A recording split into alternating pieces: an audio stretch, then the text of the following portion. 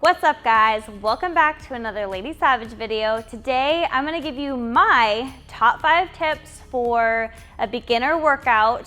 Not a beginner workout, but for people who are beginning working out.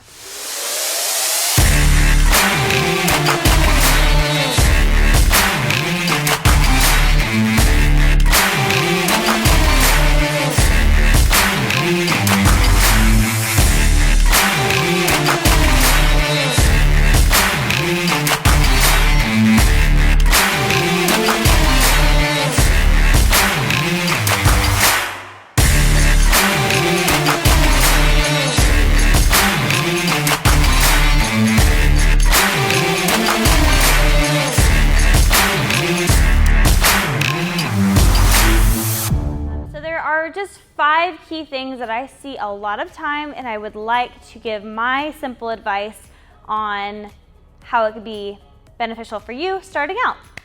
So thing number 1, I really like to draw attention to people doing measurements and body fat scans and just taking progress pictures and things like that, because the scale can kind of get confusing when you start exercising, when you start trying to build muscle and things like that, because the scale only reads a weight. So if you're gaining muscle and losing fat, your scale's not going to tell you that. It's only going to tell you that you're gaining weight or maintaining weight. So make sure you're taking measurements of each body part, that you're doing a body fat scan if you have that around you, and then you're also taking progress pictures. Do flexing pictures, do just standing on the side and the front and the back. Some other way of seeing and tracking your progress. Another thing is it's going to be more so you finding out why you're doing what you're doing. Is it for a physique? Is it for just your health in general? Is it strength training for maybe a powerlifting competition, or you just feel really good being strong? Figure out what it is that you want to do and why you want to do it, and then you can kind of base your training off of that focal point.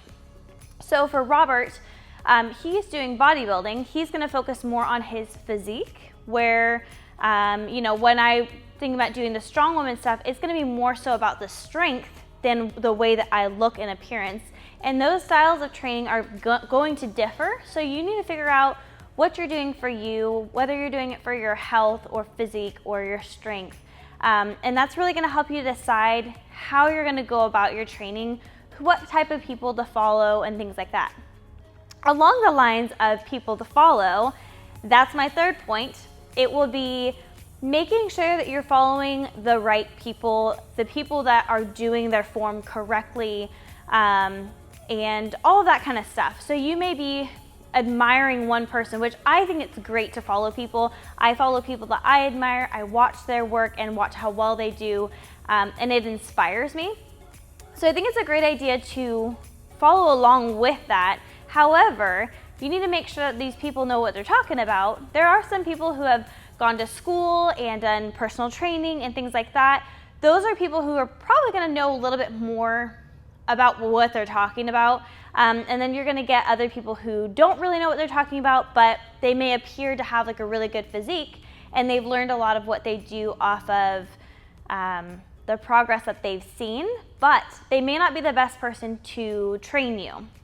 So something I would look for is, if you don't really know what you're doing, then it would be a really good idea to get yourself a coach or follow someone who really knows what they're talking about, and make sure that you check up with what they're doing and making sure that it is actually correct. And then putting it into action. So the part of putting something into action after watching someone, there's a lot of, especially females, that will put out like training videos and like the perfect booty day and things like that, where there is no perfect booty workout. There's no perfect arm workout. There's no perfect any day workout. The thing that's going to be perfect is taking the ideas that they put out there and placing them in your own workout. So someone might do like 5 different exercises, but there's only 1 or 2 that work well for you and your body and your style of training. So just take that into consideration when you're watching other people, that their perfect leg day may not be your perfect leg day. So if you're trying to figure out what your perfect leg day may be or what your perfect workout's gonna be, I would absolutely recommend getting a coach to help you with those goals. Another thing number 4, is gonna be form. So there's a lot of people who are really focused on getting like PRs, which is a personal record, or trying to lift heavier weights or things like that. And realistically, if you're not lifting things properly, then you might as well not do the movement. You're either gonna hurt yourself, you're not doing a whole lot of anything. So there's a couple of movements that I actually wanted to show you guys today that I noticed. I see this a lot, and I just wanna make sure that people are understanding what generally people do incorrectly as far as form goes, and then what we could do to kind of make that a little bit better. So the one thing that I would really focus on is making sure that you're not swinging back and forth. I see this so much. So the first one I'm gonna explain to you guys is just a simple bicep curl. And I'm gonna go to the side so you guys can kind of see my form. So this is what I see a lot of the times people do. As you can tell, my whole body is rocking the weight back and forth. Not my biceps, my body. I see that so much. So what you really want to do is think about the muscle that you're contracting. My biceps. I'm going to use my biceps to lift this weight up. What I don't want to do is swing the weight up, because that's not really using a whole lot of my bicep muscle.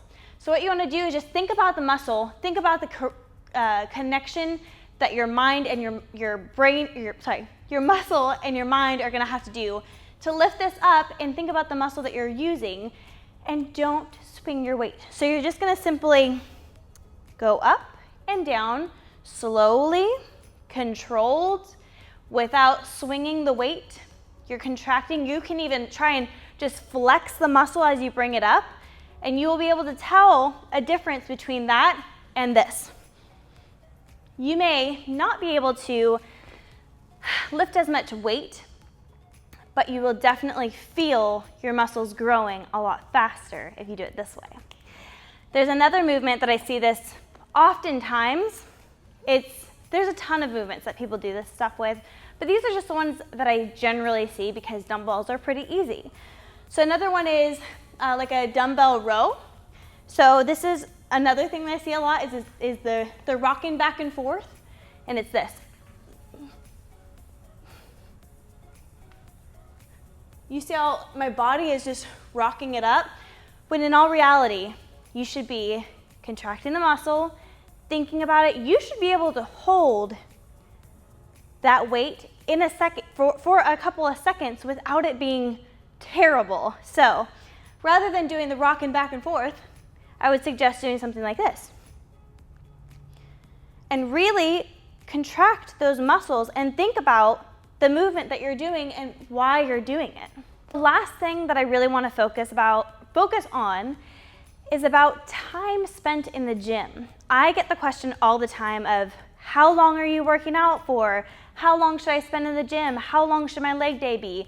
It does not matter how long your workouts are if the time is what you're focused on. If you're not focused on the exercises or the movements or how many exercises you're doing and how your body feels, then I would work on that a little bit. If you're just looking constantly at your watch to see, have I been here for an hour yet? Have I been here for 45 minutes yet? Have I been here for 2 hours yet? Then it's gonna be a waste of time. If you're doing something like cardio or sprints or something like that and you wanna base things off of time, that's totally fine. But when it comes to lifting weights and challenging your muscles, go off of what your muscles are telling you. Go off of the fatigue that you're feeling. Don't go off of the time. And if you have a time crunch, you can definitely get in a really good workout in under, however long you have. You can get in a really good workout. And if that's what you need to do, you need to go. Set a timer so you're not constantly looking at the clock. Set a timer for when you need to get out of there and give yourself an extra 5 minutes and do it for that length of time that you have. But don't try to strive for being in the gym for an hour or being in the gym for 2 hours, because the time is not what you're going for.